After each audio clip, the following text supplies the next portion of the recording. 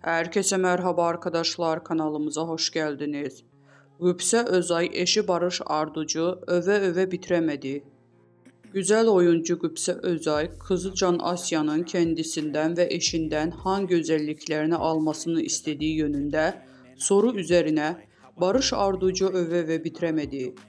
Kendisi gibi oyuncu olan Barış Arduç ile evli olan Gupse Özay bir dergide verdiği röportajda Can Asya senin karakterinin hangi özelliklerini babasının karakterinin hangi özelliklerinin alsın isterdin sorusuna tüm özellikleriyle cevap verdi.